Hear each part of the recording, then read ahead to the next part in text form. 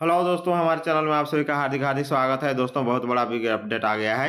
जनजातीय एवं क्षेत्रीय भाषा में अब शिक्षकों की भी नियुक्ति होगी और पढ़ाई भी होगी। और ये जो होगी, बंगाल, छत्तीसगढ़, उड़ीसा तीनों स्टेट के मॉडल के आधार पर होगी पढ़ाई। और उसके बाद शिक्षक की भी नियुक्ति होगी। इसके लिए कमेटी बन गई है।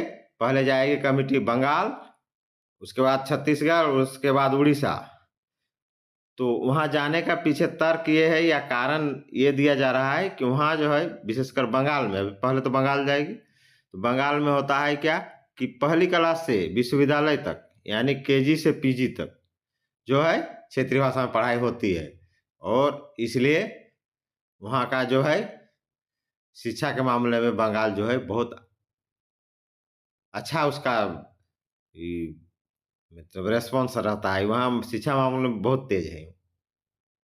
उसी तरह छत्तीसगढ़, उड़ीसा के मॉडल पर स्टडी होके उसी के आधार पर पढ़ाई भी होगी, शिक्षकों की भी बहाली होगी। इसके लिए टोटल प्रक्रिया एकदम युद्ध स्तर पर जारी है। तो हम लोग बिग अपडेट जानेंगे। तो चलिए वीडियो में अंत तक बने रहिए। इसमें शिक्षा मंत्री और मुख्यमंत्री दोनों का सहमति हो गई है।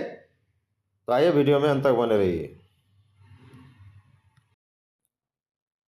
शिक्षा विभाग की कमेटी 16 जनवरी को आज जाएगी कोलकाता। वहां से लौटने के बाद छत्तीसगढ़ और ओडिशा जाएगी। जनजातीय शिक्षा बंगाल के अलावा छत्तीसगढ़ व उड़ीसा मॉडल का भी होगा अध्ययन। झारखंड में केजी से पीजी तक जनजातीय क्षेत्रीय भाषाओं की पढ़ाई के लिए पश्चिम बंगाल के अलावा छत्तीसगढ़ और ओडिशा का मॉडल का भी अध्ययन होगा। शिक्षा विभाग की 7 सदस्यीय उच्च स्तरीय कमेटी 16 जनवरी के बाद कोलकाता जाएगी। वहां से लौटने के बाद छत्तीसगढ़ और उड़ीसा मॉडल का अध्ययन करने के बाद कमेटी इन 2 राज्यों में भी जाएगी। जनजातीय और क्षेत्रीय भाषाओं में झारखंड में किस प्रकार पढ़ाई की जाए, इसके बारे में शिक्षा विभाग रिपोर्ट तैयार कर रहा है। शिक्षा मंत्री रामदास सोरेन का यह ड्रीम प्रोजेक्ट है।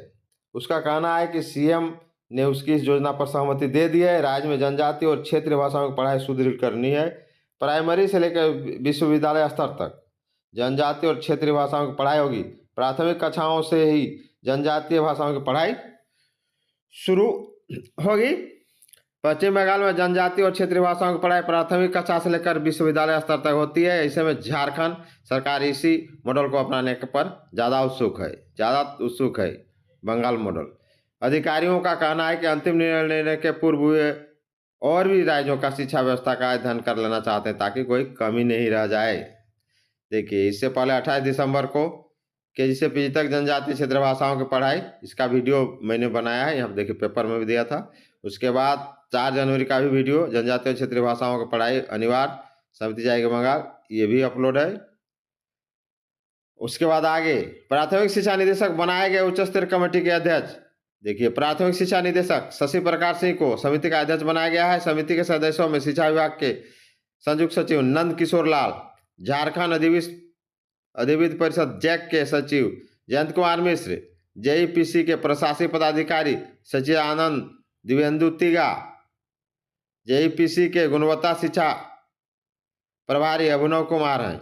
इसके अलावा शिक्षा मंत्री रामदास सोरेन ने जनजातीय और क्षेत्रीय भाषा के 2 शिक्षाविदों डॉक्टर रजनीकांत मार्डी और छोटा भुजुंग टुडू को भी नामित किया है। दूसरे राज्यों के स्कूलों में क्षेत्रीय भाषा पढ़ाने की प्रक्रिया भी जानेगी कमेटी। ये तो है, तीनों इम्पोर्टेंट राज्य हैं ही, इसके अलावा और राज्यों का स्टडी करके और बनाएगी। ये अच्छा है, क्योंकि आधा अधूरा करने से पहले कि पूरा स्टडी करके ही बनाया जाए। और शिक्षकों की नियुक्ति भी होनी चाहिए और 10,000 नहीं, कम से कम पर स्कूल होना चाहिए। क्योंकि कौन स्कूल है जहाँ की क्षेत्रीय भाषा का पढ़ाई नहीं होगी? हर जगह होगी, कहीं ना कहीं आपको 10-20 बच्चा मिलेगा ही। 10-20 का 50%, 60%, कहीं कहीं तो 100% बच्चा मिलेगा कि क्षेत्रीय भाषा वाला। इसलिए कम से कम इनकी जो है नियुक्ति लाखों में होना चाहिए और लाखों में होना ही चाहिए।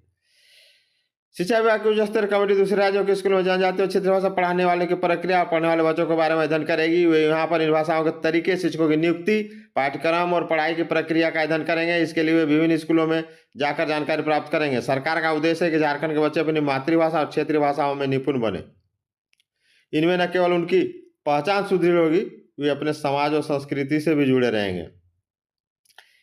इन बिंदुओं को भी होगा अध्ययन। देखिए, जनजातीय और क्षेत्रीय भाषाओं के लिए योग्य शिक्षकों की भर्ती प्रक्रिया कैसी हो, इसका भी अध्ययन होगा, तब ना अच्छा टीचर बहाल होंगे।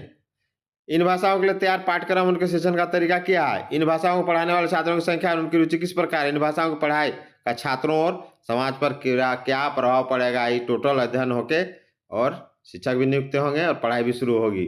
ऐसे प्राय सभी स्कूल में शिक्षक नियुक्ति हो जानी चाहिए जनजातीय क्षेत्रीय भाषा की। शहर रहे चाहे देहात रहे, हर जगह जनजातीय क्षेत्रीय भाषा का पढ़ाई मिलेगा। 9 भाषा में जितना भी भाषा है जनजातीय क्षेत्रीय भाषा, सब में हर जगह जो है बच्चे हैं, इसलिए सब जगह बहाल किया जाए। और ये क्या है, पारा टीचर, माचे टीचर, घंटी आधारित टीचर, ये सब नहीं, सीधे आप डायरेक्ट टीचर बहाली कीजिए ना भाई। जिसका जनजातीय क्षेत्रीय भाषा है उसको भी टेट लीजिए और उसको बहाल कीजिए, और उसको लाखों को रोजगार भी मिलेगा। और जय हिंद, जय झारखंड।